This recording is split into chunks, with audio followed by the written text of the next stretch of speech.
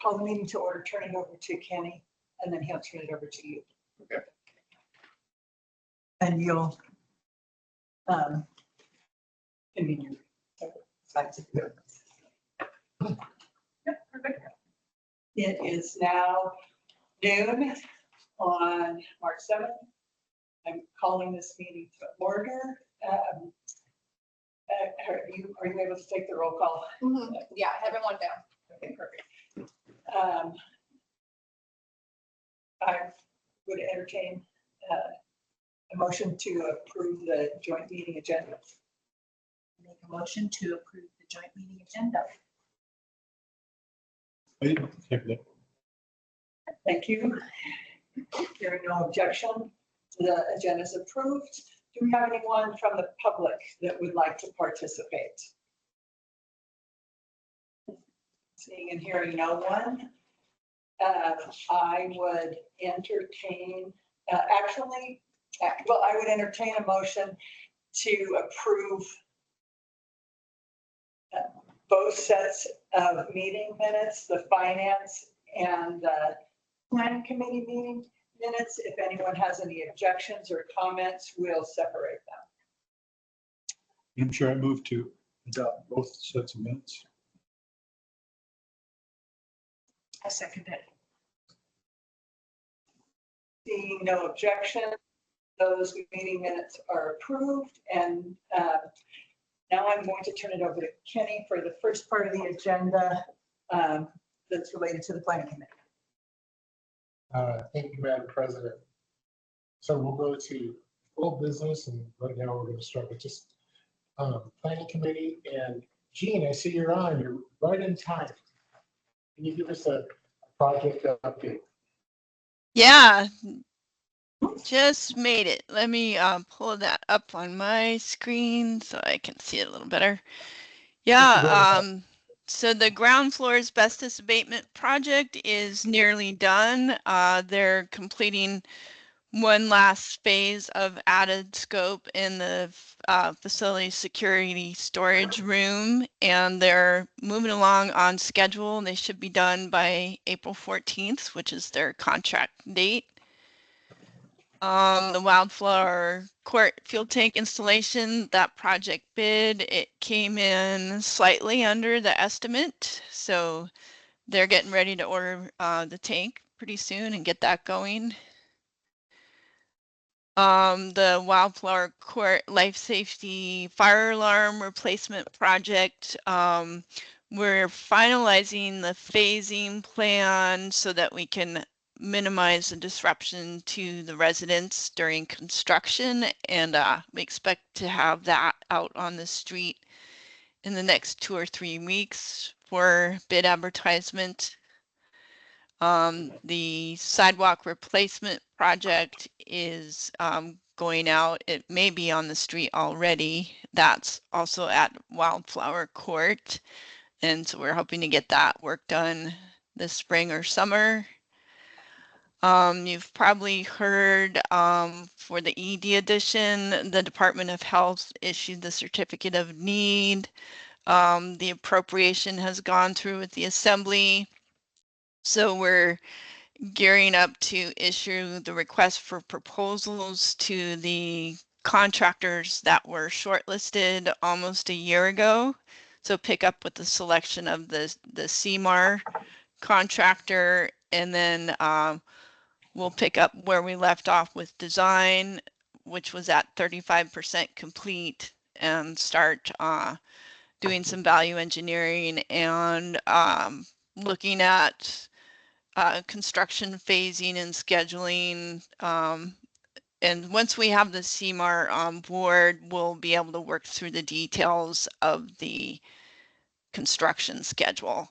But we still have to get through the rest of design, but the whole advantage of this process is having the contractor on board during design to inform decisions as we go. And that's it. The only other one that is on hold right now is the surge protection phase, because that requires a lot of coordination with all the users in the hospital. So that we're not, so we can coordinate power outages without disrupting operations. So Thank you. Does anybody have any questions for Jean? Jean, did I cut you off? I'm sorry. Did you have? no, I was done. I was just gonna ask if anyone had any questions. So that's all right. I'm just curious if we have a timeline at all of when the ED renovation may start. My best guess is that it would be spring of 26. But once we have the contractor on board, that's based on my assumption that they would want to do the addition first, which would be a spring activity before they start renovating the ED so that you had a little bit of swing space. But they might have a different plan and can figure out a way that maybe they can start some of the renovation of the ED in the winter or earlier. So that waits to be seen. Chair, and my question would be is obviously summer, it would be much more disruptive with the amount of patients that go through there. So for planning wise. Yeah. So it might make more sense, well, to have the site work take place in the summer because all that would be outside of the ED. I mean, I'm just putting that out there for yeah. the project. Thank you. I have a question. If anybody else doesn't. Surge protection phase 2. This has kind of been on our list since I've been on this board. I know that back in 2020, we lost a bunch of beds due to the surging in constant electrical forces or whatever. And we really pushed this right to the top. And now it's not going anywhere. Can you talk on that, Cam or Joe? Or? Yeah, I mean, Joe and I spoke through the chair, through both chairs on how to address both. Hey, President. Joe and I talked a little bit about, we had an issue in the ER yesterday, day before yesterday, where with the booms, where it shorted out. So they put the new booms in, minor suture and an ortho, and then something art conduit, I guess, broke or something. So they're trying to look at what happened, but it caused a surge to come through, and then they had to take that room down. So I'm not sure where we are with that, but I think that, I know we have to do some planning to be able to put this in place, but I think we're going to keep seeing that as we have an older building and older, lines running and power. I think this is something that, in my opinion, we need to kind of move quickly on because it does affect the money costs. To the president. We can continue to work with facilities and CBJ engineering to try to come up with a plan. I missed the last meeting because I was out of town. But we can circle this back to the topic. Yeah, I just don't want this to fall off, but I feel the same way.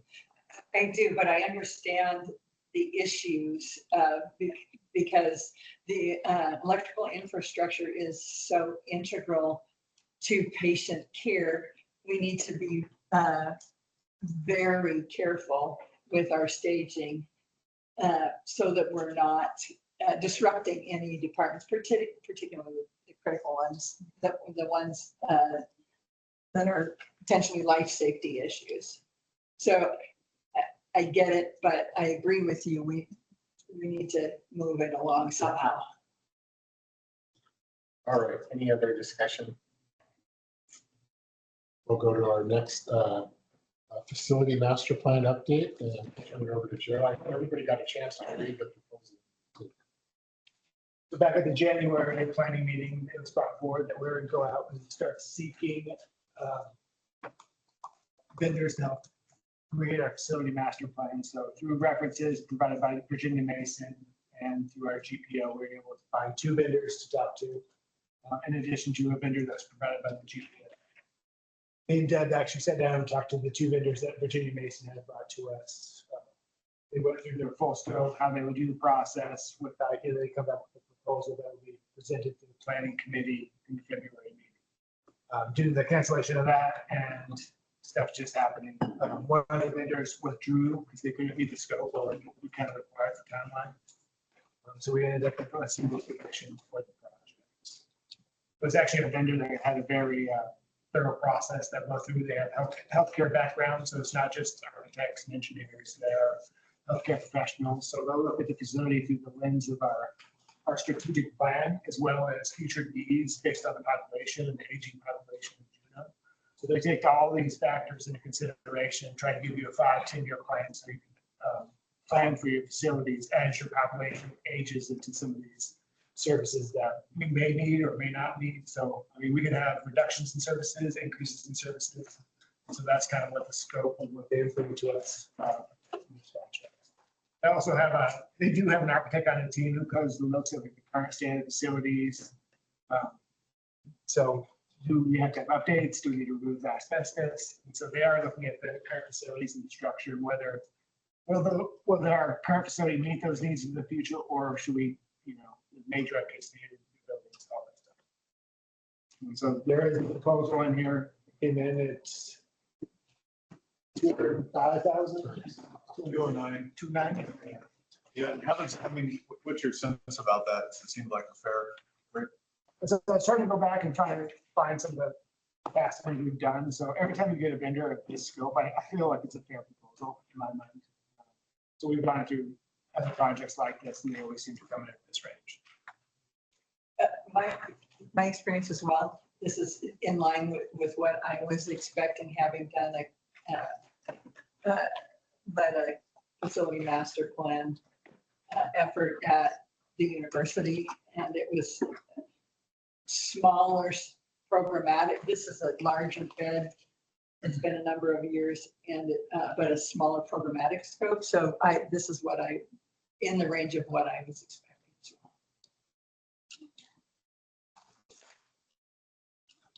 So what do you feel about this?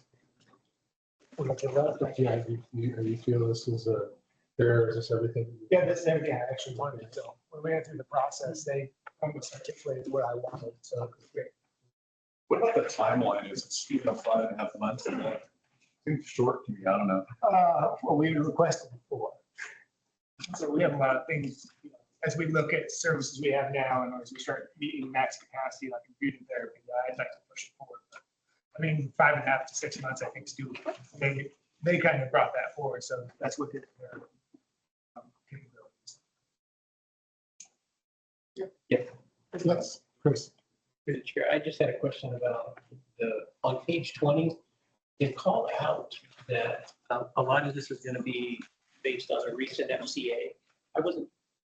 Number one, I'm not familiar with that acronym, FCA. I didn't know what that means.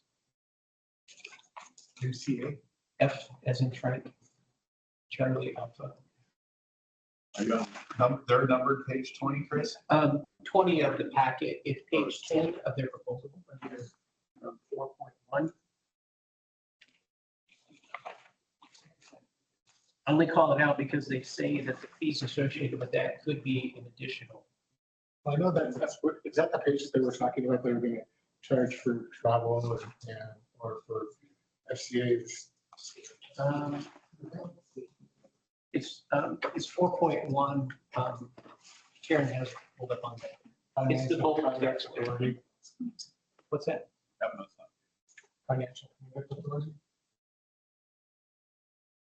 Financial.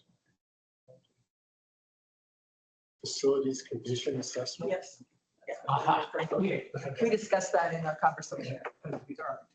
And so in my mind, they're referring back to the Jensen report that we already have that has a lot of questions in it, right? Anyway, bottom line, I think that they're going to find that deficient, and we should probably be prepared as a board, as a committee, to deal with that if they come back to look for additional funding. Have they looked at that? It was provided to both of them. So they were providing our strategic plan and last two facility master plans. So the report was deficient or found deficiencies? Report found deficiencies. The report, from my recollection, and I think Joey can speak to this too, because I read it really thoroughly. There were things that were addressed, or I should say, things that were observed by the report author, but there was really no meat as to the why behind them. Like, why was this important to raise in the report? And I'm just wondering if the way they word this, it sounds like if you said it's a facility condition Facility position assessment. analysis is not accurate or needs to be augmented, the capital team, this group, will hire a firm to complete the work. So are you talking about the report that Corey Wall put out? That one? The one that, I'm talking about the one that was reviewed by the planning committee, where we had, Corey Wall was our architect on that one, right? not sure, it was branded Jensen Ward. Essentially, you're on the line. Yeah, but well, 2021, I think. Yeah, pretty sure it was Corey. Because he put together the connect chart for us, and we have a bunch of stuff going on in 2019, 2020. Yeah, because I think that report was 2021. I think you're probably right, it's probably incomplete. So. Gene. Yes, through the chair. I came on shortly after that report was done by JYW, and I'm pretty sure the focus was more on master planning, and the scope did not include a comprehensive facility condition assessment. So I think that's what they are referring to in this proposal, that if you wanted more of that effort done, that would be additional at this point. Thank you. I would agree. When I reviewed it, it was missing the strategic aspects and the full scope of what a facilities assessment would have in it for an undertaking that we're trying to accomplish. So we should be. I was just gonna say, to the chair, should we be asking them to give us an estimate on that if we had to have that additional information? Or they felt like they had to have that additional information? We could ask them to see if they could propose something, but without seeing the condition of the facilities, I don't know if they'd be able to scope that out. So you might be able to just, as we move forward in this process, if we have to go to a certain amount, keep that within scope. So Joe, do you think, like, I mean, the 200,000 that they're asking, do you think that the facilities condition assessment, do you think it could come in almost the same as that, or this report could turn out to be almost $500,000? I don't think it would be $500,000. So in my mind, I'm thinking it's gonna be under 250. Into Yeah. That's reasonable. I'm just curious if they provide any references or anything. Okay. Yeah, there's record.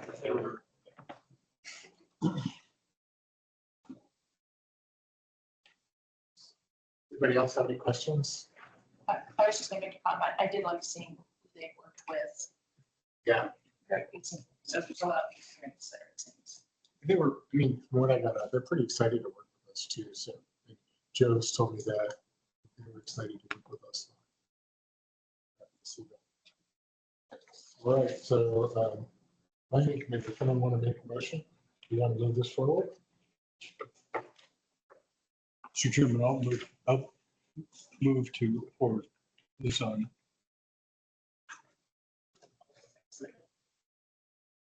Seeing no objections or any discussion, we'll move this on forward to the full board. And with that, I will turn this portion of the meeting over to Max. Kenny? I just have one. Is there an expectation that we're looking for approval by the full board? And do we want to add a contingent amount on top of it for approval? Or are we operating under the assumption that we're going to approve this amount and then come back to the full board if actually when. So my thinking is that Joe has some authority in his spending provisions to go over. So I think that if it's within his authority, I think we're okay to go with this. What do you guys think? I agree with that. With that, I just wanted to be clear. All right. Thank you very much. And I'll turn this over to Max. Thank you, Kenny. So we're new business, a financial statement review. Chuck? Okay, you want, I know in the packet, the budget comes first. You want to do the budget first? You want to do the financial review first? Well, we've got the financial review first in the order in the agenda here, so let's just do it that way. Let's jump back to page 46. And we'll jump forward with the budget. So page 46 and 47 are my monthly narrative on financial performance. We'll go through the things that are mentioned here as we work through the financials. If you go on to page 48, statement of revenues and expenses. So let's just start at the top with total inpatient revenue. And our inpatient revenue, as we'll tell a little later when we look at the trending, is driven mostly by census. So our revenue for the month is 6.7 million, which fell below our budgeted revenue by about $900,000. Again, it's primarily driven by census. On a year-to-date basis, almost $50 million to compared to $54 million.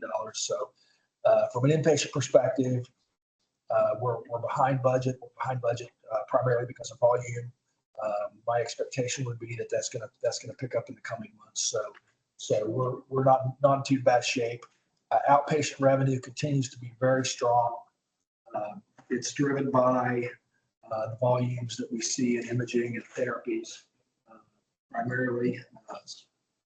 Surgical volumes were high in January as well. So we came in for outpatient revenue at about $1.5 million above budget. We're trending so thus far in the year to date, $7 million above budget as well. So outpatient business it remains strong. Obviously, RRC, we're showing no revenue there, no expense. BOPS revenue has fallen off, and our physician revenue has continued to ramp up. In the month of January, we started with Orthopedic Clinic. I understand that they're doing quite well. It's actually, Orthopedic Clinic has actually had some impact on our imaging and lab departments as well. So we're getting some downstream revenue from orthopedics as well. When we talk about deductions from revenue, small decline over the year to date in the current month, still falling below budget in terms of total deductions from revenue, which puts us in a good position in terms of total net patient revenue.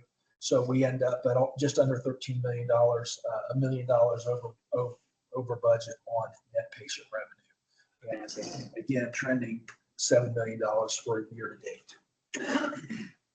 Our other, we don't regularly talk about other operating revenue. Our other operating revenue is largely our dietary department. And so we're doing quite well in the dietary department as well.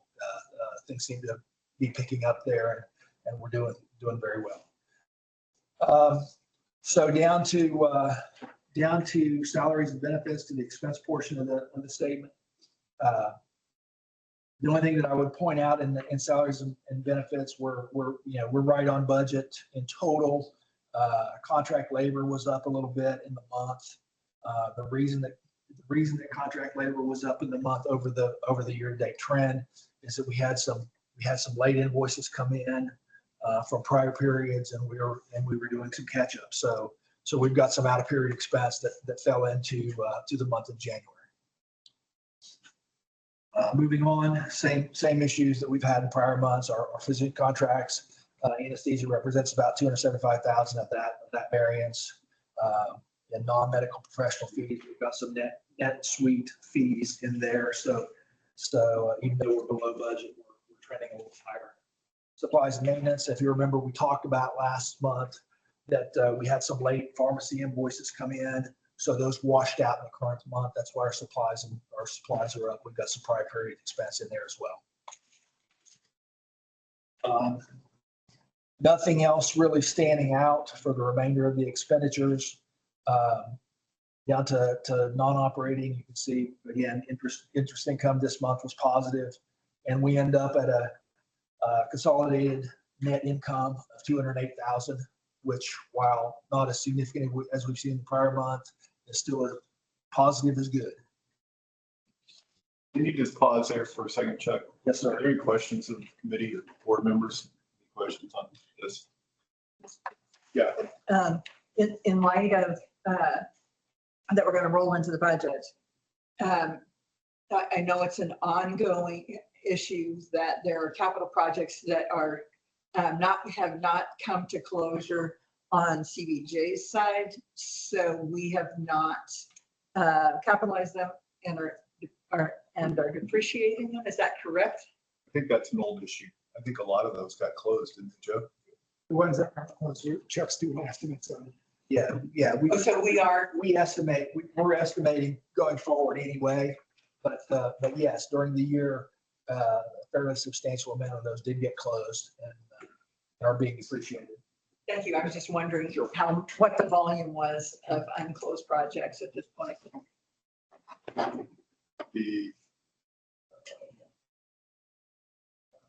If you look at the growth of the depreciation year to date, you've got an increase there going on of close to 10%. I think that's what's driving a lot of that. Any other questions for Chuck? I guess I want to just dwell on a few things here, Chuck, on the year to date and have you or Joe speak to them. And one is line 20. So, which is the gross salary and wages line, which is flat, almost exactly flat from last year. Yet we've had a growth in net patient service revenue of 17%. So revenues have gone up, but generally speaking, wages, we've held the line on wages. So looking forward to that, and I guess this also is kind of looking forward to the budget a little bit, but do we have that kind of tailwind behind us at this point? In other words, we're not going to, if we have continued growth in revenues going forward, it's going to have to also come with a growth in salary expenses. Is that a fair statement? That is a fair statement. I would say that we are already seeing in some of our departments that they're getting to the full point. And my perception has always been, as long as you have increased volumes and increased revenue and increased net patient revenue, that a certain amount of growth in salaries and wages would be acceptable. We just have to monitor that it stays below acceptable levels. Okay. So we should expect then to see, all things being equal, expenses on salary side moving more with revenues going forward and not kind of this counter. Where the management's done a great job holding the line on salary expense, but to your point, you said. I would say that's correct. So the next line I want to talk about is 22 on the contract labor line. So contract labor, and it's also tied to the last question. So, we're running about $800,000 below contract labor last year. It's about 15% below contract labor. Do we still have room for improvement on that line as a percent of revenue? And I love seeing Kim nodding her head over here. I think we absolutely do. And because Kim does control a lot of that or Kim's departments as a CFO. What I want to make sure that we're tracking is as we add a person on the salary on the SWB side, are we dropping a person off of the contract side? So, we anticipate, yes, we've got open positions that we're going to feel like we're going to fill. And as those fill up, it's basically a wash with contract labor. Okay. Two more questions. Well, one more question than a comment, I guess. But the growth in revenue, and it's the same question. We've had management has done a great job getting ADC up in mental health and improving the utilization. We've had these improvements in outpatient utilization. What's your feeling as far as the expectation going forward on those? We've kind of got we've been averaging 9-10 on mental health and that kind of stuff. So we've kind of gotten a lot of the fix done. And I guess that's as much to Kim as anything else, right? I mean, we've stabilized a little bit in terms of operations. I would say so, yes, through the chair. Yeah, we have, and we've been keeping, I think they have 10 up there now. So we've been keeping the census about 10 to 11. It's that balance of, do we fill up all the beds and then we have nobody for local, behavioral health patients to go to. So the team up there has done a really good job about, really trying to fill the beds through the front part of the week and then kind of being cautious about how much they bring in for outside admits through the weekend when we, have kind of less control, or maybe there's more need or evidence of patients coming in with behavioral health locally that need assistance. I think the other thing is, the mobile crisis team, I think, has helped also narrowing that down. So folks that can get the resources at home, allowing them to stay home, and those that just really need that really intense stabilization be admitted. So I think that's helped too. Yeah. So the future revenue growth then is going to have to come through improved service delivery, right? In other words, offering more services and doing more of it. Is that fair? That's fair. I think what we're going to see, we'll see this when we get to the budget. I think what we're going to see is that when we add, as our orthopedic clinic ramps up, we add orthopedic physicians, as our family practice clinic comes online, we'll see the downstream revenue ramp up as well. I mean, we were already kind of seeing that from the orthopedics, the downstream revenue in imaging and lab and some of the other ancillary departments is increasing. Yeah. Great. I would say one thing we saw this year is we brought Dr. Dan Hart on in the fall. We expected some division of Dr. Miller's revenues, but he's fixed at the same level. We picked up all of Dr. Dan Hart's revenue. Yeah, so we've seen a huge bottom line impact just for that. So what's the global plan for family practice? I mean, how many docs, where do you want to see that thing going?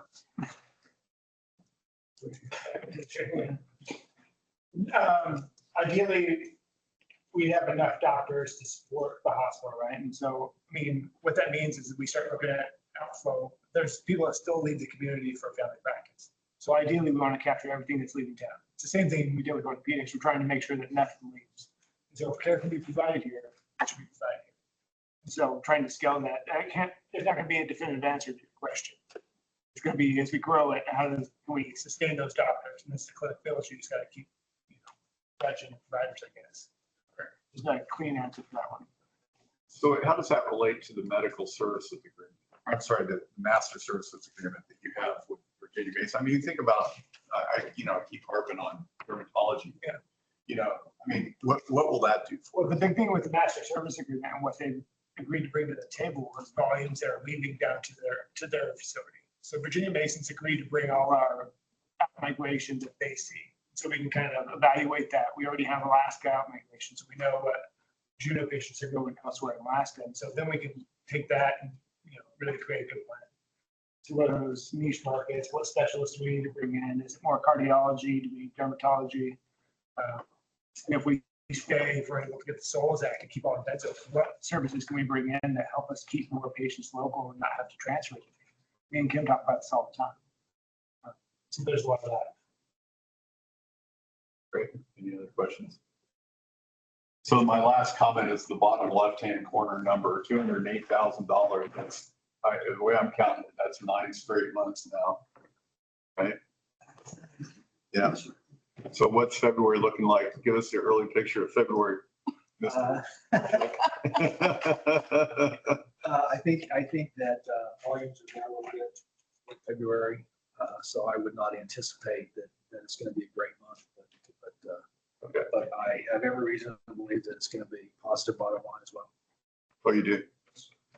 So not a great month, but, I mean, that's typical for February in Juneau, Alaska though too, right? So we had a couple surgeons out. The one caveat that will help February is we had additional settlement from the FY22 cost report. It's roughly 300,000 check. Well, the settlement was 401,000, I think, and we had 360 on the books, so I would. That was for 24, and there's 22. There's two different postings that would benefit our contractual amount. I'm just talking about the 24, so. Yeah, so 24. There will be. Well, you guys remember when we refiled 22? And so that was just with, they reran DSNR when the CMS did it, and then they found this additional chunk that they settled back to us. So we got more from the FY22 settlement when they actually finalized that. Oh, really? That was the one that just came in recently. And it's the 25 cost report that's going to be done by the new firm, right? Not 24. They did 24. Oh, they did do 24. Okay. Great. Good. Next, can I ask about the casual labor thing? I just want to go back to that too. So do you anticipate that number, which it always does, goes up in the summertime, right? So will that really affect, what is it, 22? 122 here, will that really affect it? Contract labor? Through the chair, yeah, it will.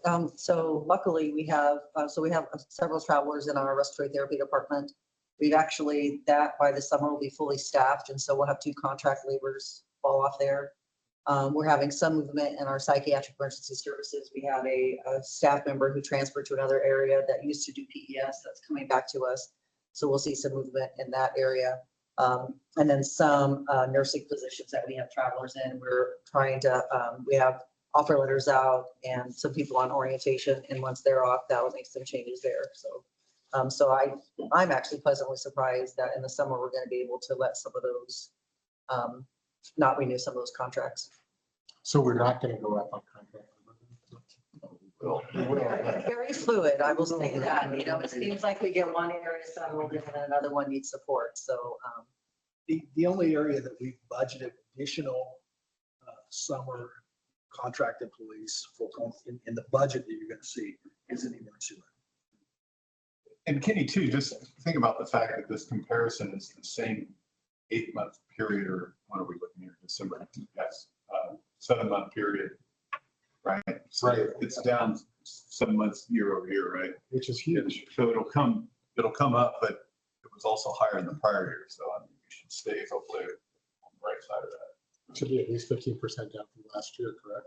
Yeah, 14 something. 6. Thank you, Chad. Okay. So page 49, the only addition to page 49 is wildflower court. So I think we can skip that page. We'll address wildflower court on the next page. So wildflower court is for the month of January ran about $1.6 million total patient revenue. That may be their highest month yet. So doing very well on gross revenue perspective. $11 million year to date, running well above budget. Deductions from revenue at about 14%, which is a little higher than their year to date run rate. And I want to come back to that. Their expenditures are really tracking, although they're over budget, they're tracking with all the prior months. So 900,000 for the month, puts them 400,000 over budget. 6 million for the year to date, puts them about just over 2.5 million year to date budget. But we get down to the bottom line again, they're still making money, 362 for the month. Beating budget by 163,000 on a year-to-date basis. The reason I want to roll back to contractuals is between now and the end of the year, I think we've got a couple of patients in the hospital over there that are self-pay patients that are running up some pretty fairly significant bills. Between now and the end of the year, I'm going to have to put automatic reserves on those, so we'll be reserving for those over the next few months. And I've got, and I guess as a sidebar to that, I've got a meeting with Deborah and with our PFS department to talk about access procedures and access policies for wildflower court, so we make sure that people don't get in that are uninsured.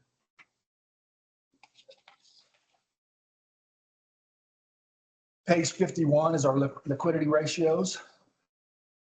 The only thing I would note on this page is of course, our days of accounts receivable have gone up a little bit. Not a huge concern to me right now. I think we're still doing all the things that we should be doing. I would expect it to come back down in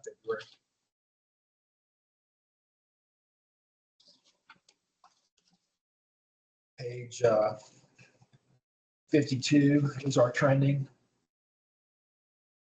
52 is hospital only. I would suggest we skip over that and go to the next page, which is consolidated. And you can see on a consolidated basis, so on inpatient revenue, total inpatient revenue, we're trending about 2.5% below the 13-month average in the month of January. So we trended a little down. We trended down on a month-over-month basis as well, but only by less than 0.5%. So trending, overall trending looks fine. Outpatient basis again, up 3.8% over the prior month, and up 7.6, almost 8% on our year-to-date average. So a good month in January on outpatient revenue, as we've already said. 16% up over the year-to-date average on physician revenue, and 15% over the prior month. So our order trends look pretty good right now. We trended up a little bit in terms of total reductions from revenue, as I said. Our budget was 2.7 on bad debt charity. We're a little above that. On a year-to-date basis, we're about 42.5% on contractual allowances, and January ran at 42. So even though it was up from December, not too concerned about it. It's just a function of, as we talked about before, it's a function of patient mix going up and down.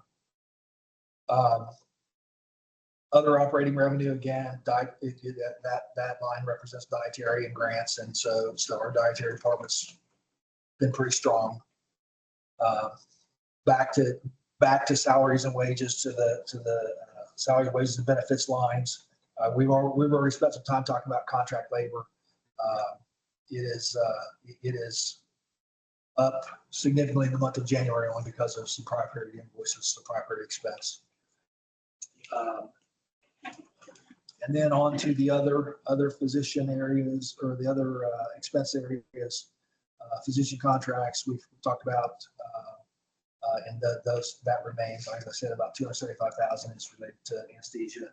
Non-medical professional fees trended up a little bit. Some of that, about 30,000 of that, is NetSuite, and then the rest of it was just a spattering among all the departments. So nothing else significant standing out. Supplies is pharmacy, as we've talked about, and I would expect our supplies to drop back down, not 1.1, but to drop back down in the month of February. I don't think anything else outstanding. One of the things that I noted was other operating expenses looks very low in the month, and we had over accrued some credit card fees in the prior month, so that over accrual got reversed out. It's about 35,000. That would bring us up to the appropriate count. If that gets us through that trending, I'm happy to entertain any questions that you might have about that. Questions on this report? Since you said the word, have we looked at have we bid our merchant services recently? You guys know? You know what our rate is? I'll tell you. I don't off the top of my head. That is Curious. certainly on the list. But, We're not tied to CBJ on that, right? must have our own purchase order I provider. don't even know the answer to that. For some reason, I think we are.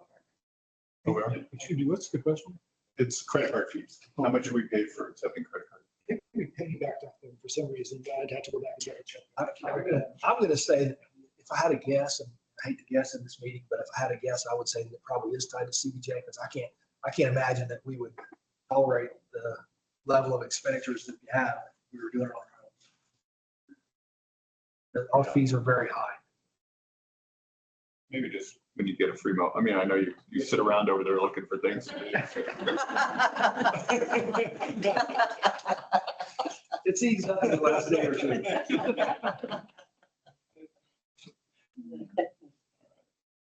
Onto the balance sheet. Okay, so nothing really significant to note in the balance sheet. Obviously, I would make note because our AR days are up, our net accounts receivable are about flat with the prior month. So that's one of the reasons I'm not terribly worried about the AR days. I think they go back down. The only other thing that I would point out in terms of the liabilities and fund balances is you can see that we've had fairly significant increases in accounts payable and accrued expenses.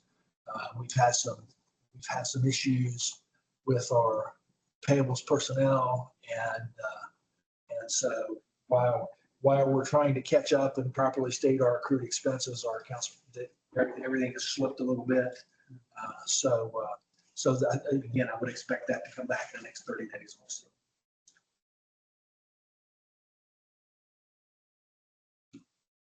Questions on the balance sheet? And then the following page is just a balance sheet trending. And again, I think everything seems to be trending appropriately. I don't see anything that jumped in any direction or is out of whack. If it's something you want to ask about, happy to answer any questions. Okay, on to page 56, which is our outpatient registrations. And I guess what I would say is on a 13-month average, almost every department declined in the month. And on a month-over-month average, or on a month-over-month comparison, the high points would be physical therapy jumped 13% from the prior month. Ultrasound and laboratory both jumped around 10%. And then down to some of your other imaging, X-ray and CT. X-ray jumped almost 30%, CT 31. So again, I think that some of those are a function of, especially X-ray and CT, are a function of the orthopedic clinic opening. So that should trend forward as well. And is physical therapy, is that part of that trend also, you think? I don't know that it has been yet, but it will be. X-ray is easier to do a one-to-one. Yeah. He's a little more. That's all. Inpatient volumes, as we've talked about, month over month, pretty much everything fell off from the prior month except for the mental health. Mental health is positive 8.5% month over month, and almost. No, I'm sorry, I did that backwards. It's 8.5% on a year-to-date average basis and about 80% on a month-over-month basis. So we would expect the volume to pick back up, and that would be better going forward. But that's kind of what we have this month. Wildfire Court is page 8. On this chart right there, Sharon, hold tight there, back to page 57. Would you just do me a favor and check your chart there? I think you have a month lag between the data. I think that 1/1/25 is actually in December. If you look at squeeze in mental health, we actually increased mental health days, but it looks like we got fewer. Yes, sir. I see that now too. Yeah, just for this, nothing you need to give to us. Take a look at that.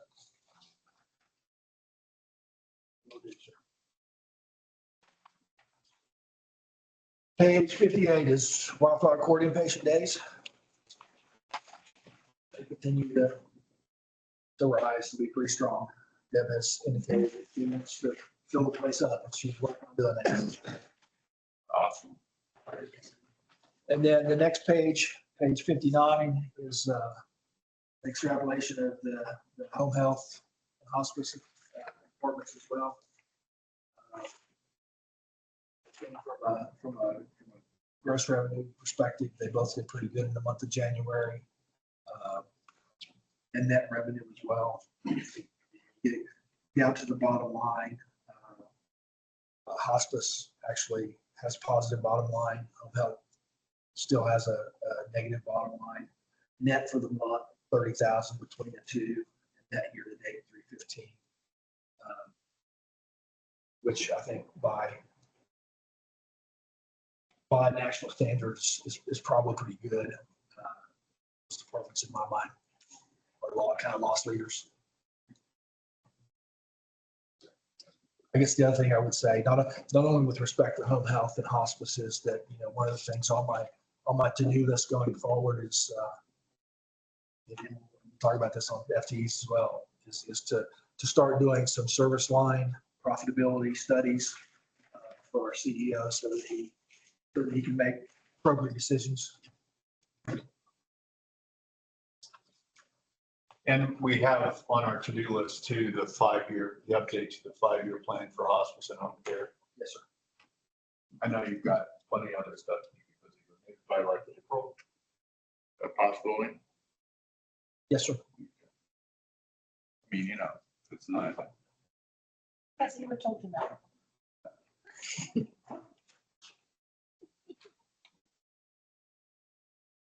So the next schedule on page 60 is total FTEs. This is the other one that I think something went wonky with the date. Well, and check, so Chad and I were talking about this. One of the things that we need to do going forward is to be able to do productive FTEs, non-productive. This actually represents total FTEs of the hospital, not necessarily what their production is.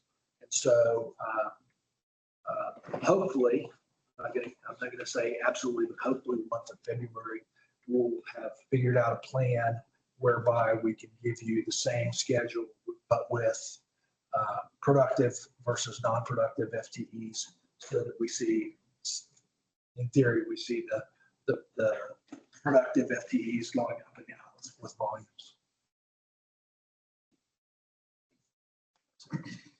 Okay. And then the next page is FTEs Wildflower Court. I think we did have an expectation that they were going to go up some. Others are trending down. No, it's the in-house travelers are going up. Thanks. So that orange, yeah, the orange is the business salary. Oh, I did look at it wrong, sorry. Yeah.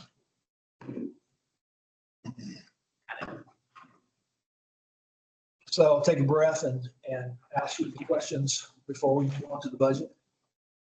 You have a contract controller coming. I have a contract controller that is, we were hoping for March 10th, but she's going to start on March 17th. And so we're preparing a work plan for her in advance. We've already got her set up to log into all the systems. We'll be ready for her when she gets here. You're not going to put her out in the slum motel out there, are you? We're starting to go out. Suites. Yeah, we're out in the Africa suites. I think that there were some time periods that the hotel had blocked. And so, we're going to continue to look. She's at least for a month, she'll be there. Better where you started. I'm a tough guy though. We can put Chuck back in the extended stay, move her in over here. Yeah. I'd rather sleep in my car. Yeah. What's the length of her contract? Do we have a fixed period or is it open-ended? It's open-ended.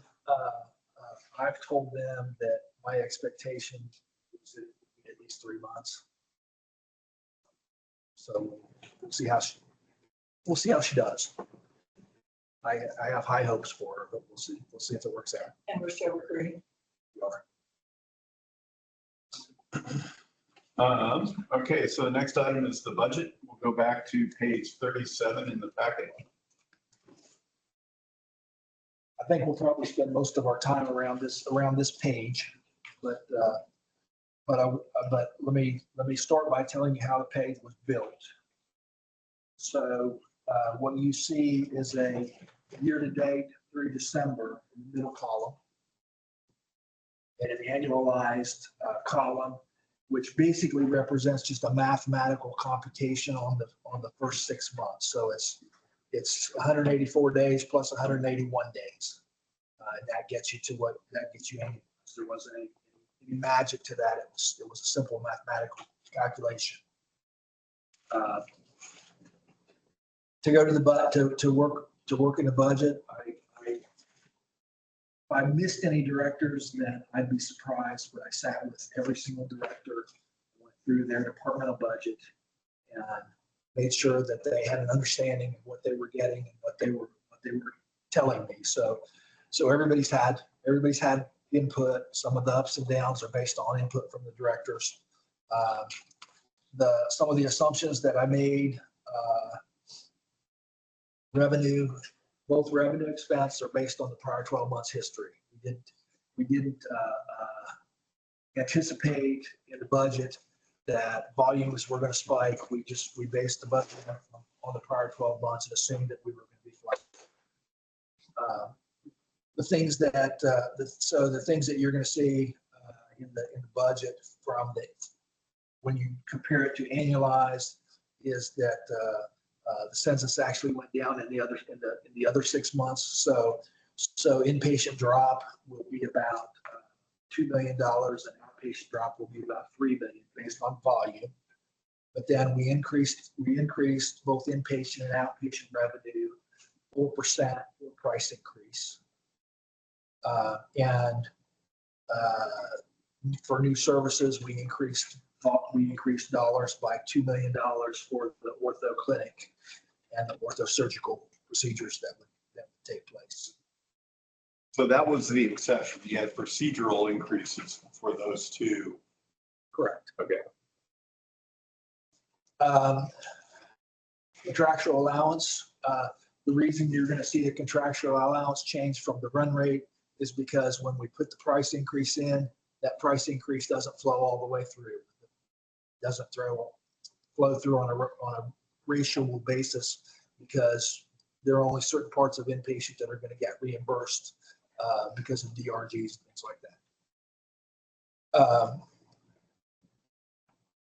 Let's stop there. Then we'll talk about expenses as we get through expenses on the page. But okay, so our annualized inpatient revenue 72 million. Our budgeted 2026 inpatient revenue. 85.6 million. Budgeted 26, 84.8 million. And again, the difference is the census shift downward and the price increase up. Net difference of about 800,000, which is the difference between annualized and budget. On our outpatient side, again, the only real changes from annualized 2025 to budget 26 are the 4% increase and the orthopedic increase.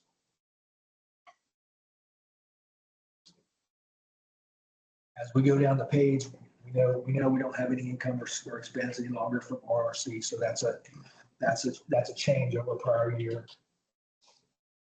Ops revenue increased by primarily the price increase. Physician revenue increased by a small amount by the price increase, but also we budgeted 400,000 of physician revenue for the family practice clinic. The remainder of the increase from the clinics that we're adding flows through the hospital numbers.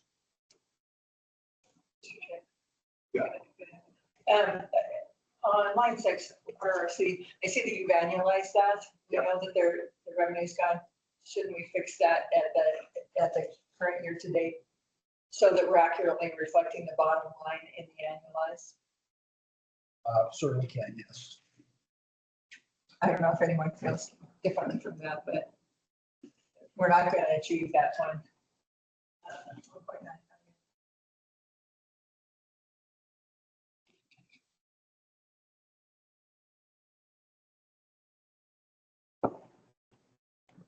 That was it.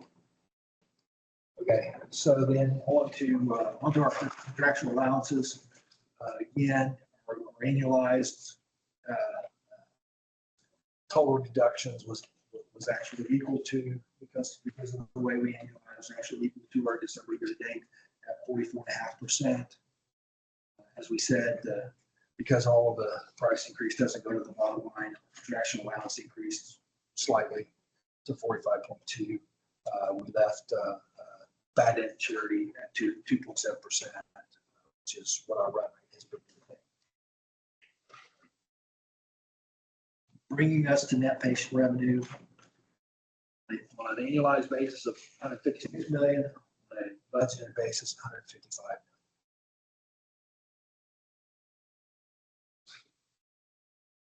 That bad debt number also assumes that we're not going to have a ton of people thrown off the Medicaid rolls looking for free help here. That is a correct statement.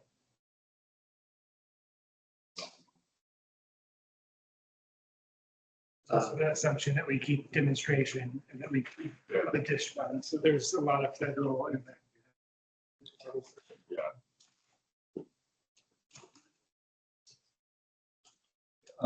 Other operating revenue, that is very simply the current run rate. Again, it's primarily dietary revenue. And we budgeted about $400,000 worth of grant revenue, which is significantly less than the prior year. But we only budgeted what we know about.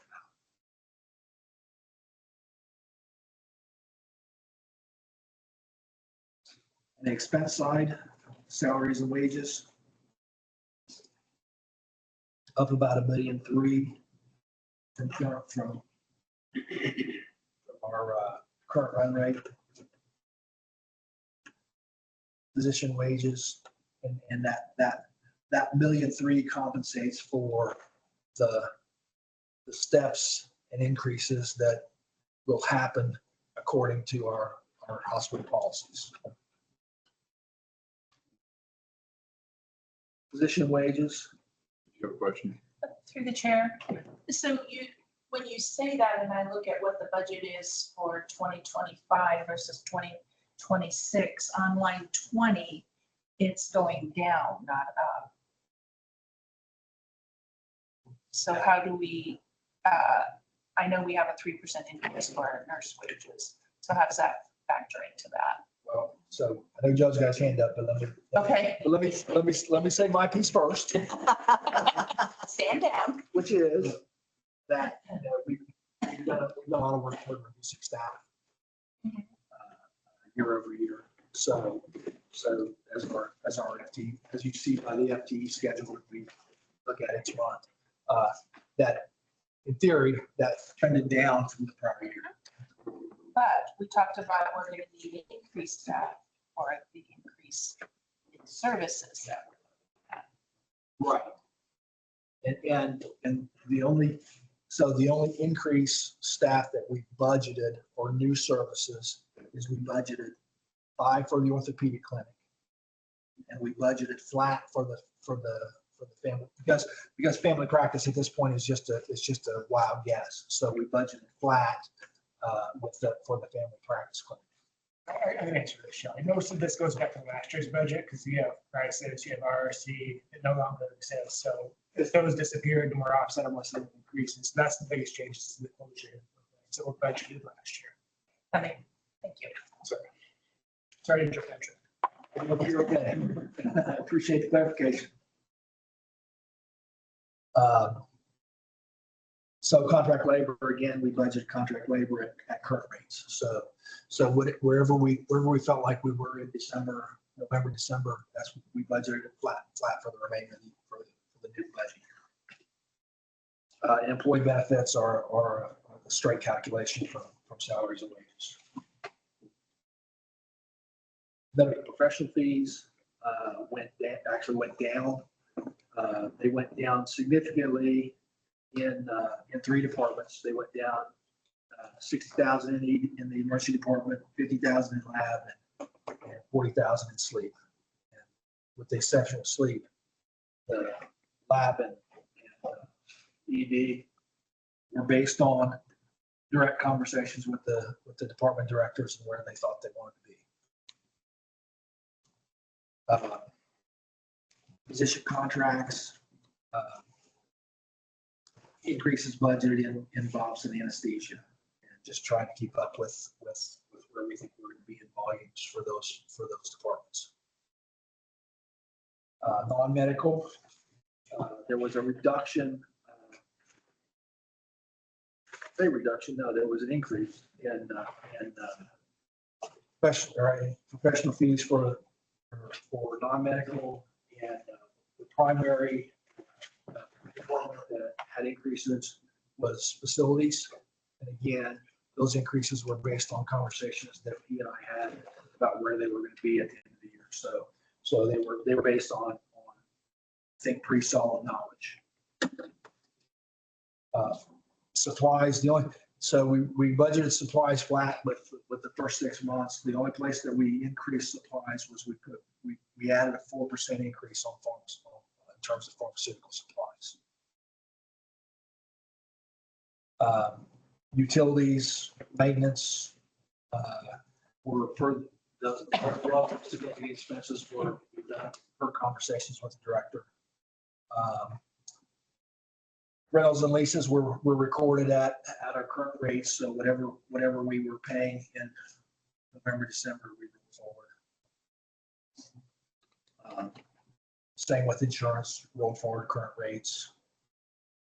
Depreciation and amortization is an estimate based on what we know. Interest expense, again, we ran interest expense based on the most recent months current run rates. And then other operating expenses increased by about 150,000. That increase was based on increases that we discussed with the department directors for subscriptions that are happening in case management and patient financial services and compliance. They all had increases in their subscription costs, which are necessary for the hospital. And then the other thing that's included in that line item is travel, education, and freight. We actually were able to reduce freight, and then our credit card fees that we've talked about before. Credit card fees for the year were about $500,000.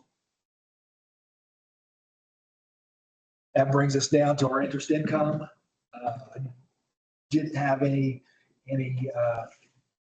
particular calculation used for interest income, so we used our year-to-date history. It's going to go up and down, but we budgeted flat year-to-date. And then our other non-operating income, which looks a little funny because it's negative, is the total of our rental income, which we can calculate, offset by the $667,000 that we were going to pay back to the city. So our rental income is about $400,000. We're going to pay $667 back to the clinic, so that gets you your net $270 negative on other non-operating income expense. Brings us down to a net income and loss of $3.5 million.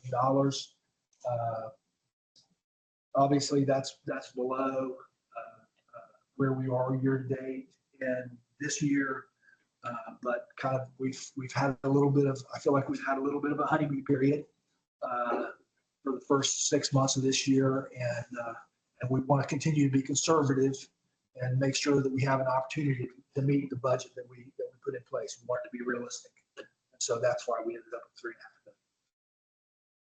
Questions? have a comment just to say that I Sure. appreciate being conservative because we aren't out of the woods yet. So I like that we're continuing to look at that. So thank you. I think we are. I appreciate all the work that you guys have put in, and I also am a fan of conservative budgeting. Rather than optimistic budgeting, so I think this is. I think, again, I spent a lot of time with all the department directors. I think the key for me for this budget, different than a lot of budgets that I've worked on, has been to make it realistic. But one quick question, or not a question, but just to reiterate the point is in 38, the board had taken action at our last meeting to repay 1/3 of the $2 million that we had to transfer from the CBJ and FY24. So we've got that in here. It's in there. We'll expect it for the next 2 years, assuming that we feel good about continuing that payment. But Yes, sir. so we're, okay, I just wanted to make sure the board was completely clear on that. In the 23 employee benefits, I mean, that you would think would be a number that would kind of feed from the city and borough of Juneau in large part. Did you really get, I mean, what did you get from CBJ to build that number? I didn't get anything from that. Did you ask? Yes. Okay. So there's a little bit of a, I mean, there's not a lot of specificity to that line. Is that fair? Well, only from the perspective that for the PERS expenditure for FICA, we could do it basically a direct calculation. Yeah. That's what's been done. The health insurance is an unknown number, correct? Correct. That's correct. Which is a good chunk of that number, isn't it? That's correct, yes. So is it possible that we could, I feel a little uncomfortable because I mean, it could be that we're looking at a time bomb here. We got 10% or 20% increase in health insurance and don't know it. It's not in our budget. Oh, true statement. So is that something that we could check in with them again about and see between now and when we approve this as a board? Absolutely. Yes, I would expect that we can do that. I think it's important, because I mean, if we, we could also have a decrease and not know about it too, although. Yes, sir. I'll have to find out. Yeah, so if you wouldn't mind, and let's just answer that question. If we don't get it, we don't get it. But I think it's important for us. I mean, we're half the CBJ's budget basically for health insurance. And, we need to understand what our budget's going to be next year for that, Yes, sir. I will treat that as an urgent need. Okay. Thank you. Any other questions or comments on the budget? We need a motion. Shelley, would you like to make that? I motion? would love to make that motion. Do you want me to put in there about reevaluating the employee health insurance? No, we'll bring that up. Do we want, Max, do we want to look at capital before we make a motion, or are we going to do this separately? We do, thank you. You almost said yes to our whole list, man. I was off on the Excel and that's why I got a little bit confused there. Thank you for your honesty and forthrightfulness. You could go back to page that was just after your Page 45. 45, yeah. Just for that, we're going to zero out the new CEO desk that's in there. Well, don't worry. It's approved. It's approved now. COO desk. There you go. Go ahead, Chuck. So I will likely need some help if you have questions on any particular line item, but the right-hand side's comments that I have enlisted from the department directors as we put this schedule together. I think, one of the larger items is in the middle of the page that's highlighted is our converged server and infrastructure, which I in layman's terms. Go ahead, Joe. And I can speak to this one. So this was budgeted as a direct replacement of our current DX block. And so this is the worst case scenario. So they're in the process of evaluating all the different opportunities, whether we found some items and all the replacement pieces we need to. So this is going to take us a long time to, Chris probably attested, it's going to take a while to get a firm number. We budgeted worst case scenario. So I'm going to say we're going to meet this number, but I just need to cover all my bases.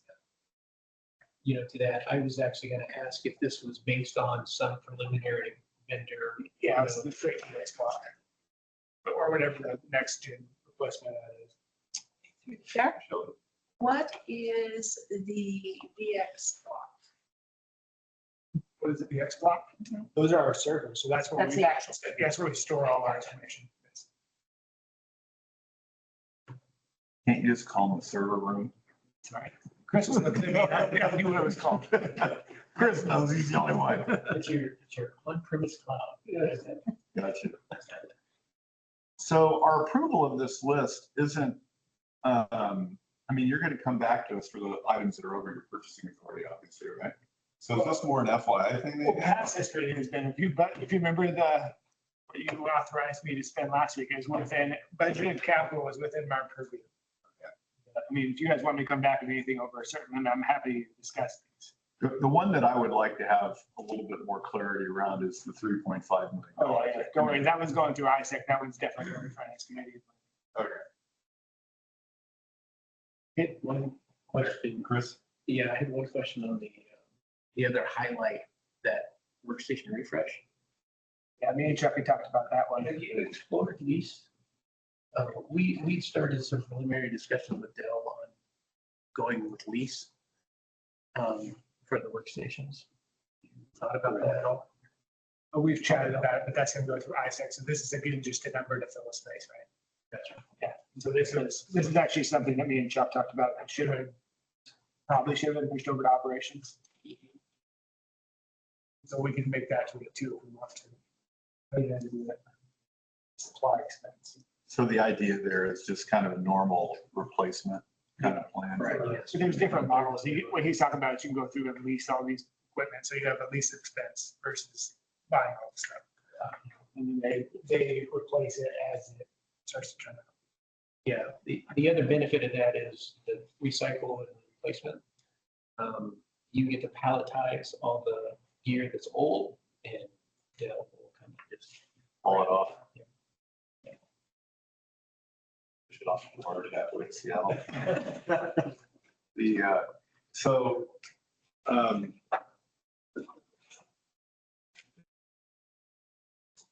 Okay, any other questions on this then, I guess?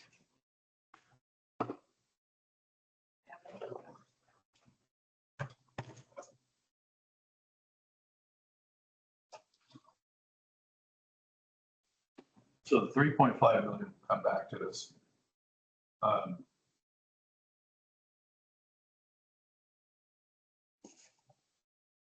Okay.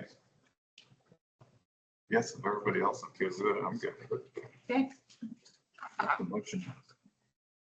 Any other questions? If not, I'm going to cut off the comment. Do you have a question?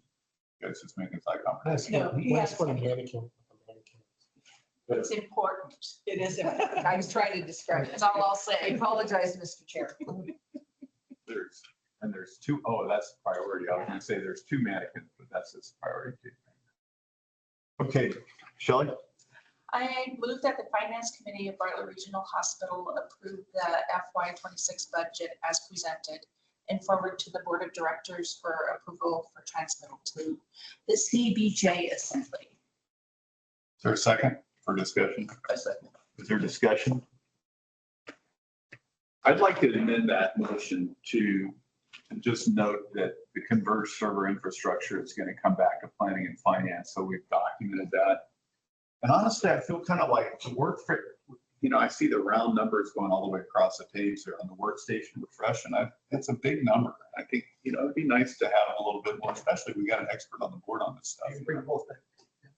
Okay, so can we just amend it that management will come back with more information, planning and or finance as appropriate for the converged server infrastructure and work paper refreshment?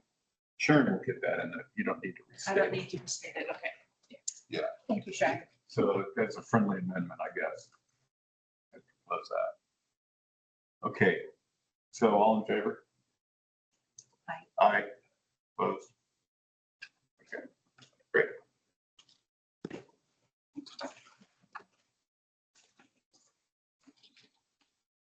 Oh, wow. Committee comments and questions. Any committee comments and questions? I'm just glad you're getting a controller in on a contract basis. That'll help things.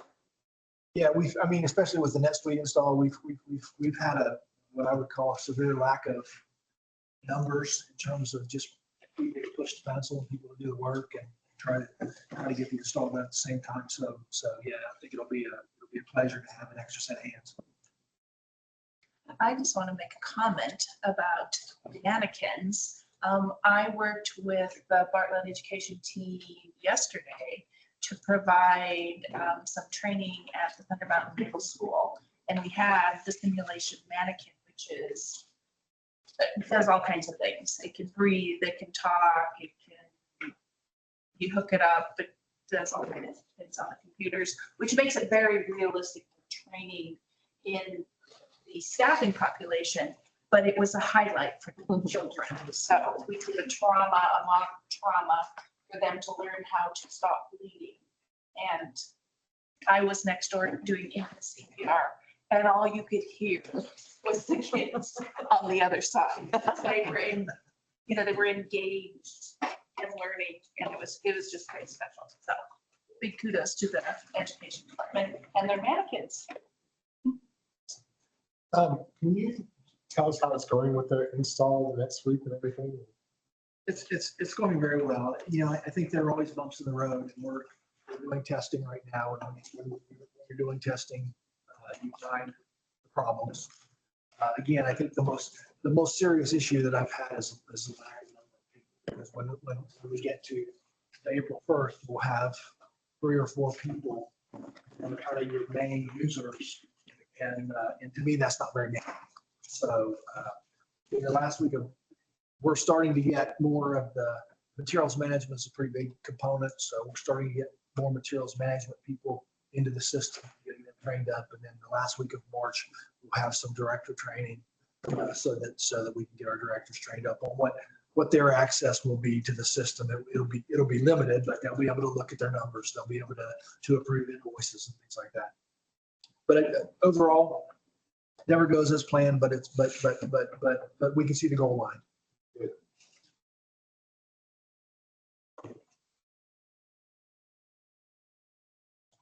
We're adjourned. Thank you all very much.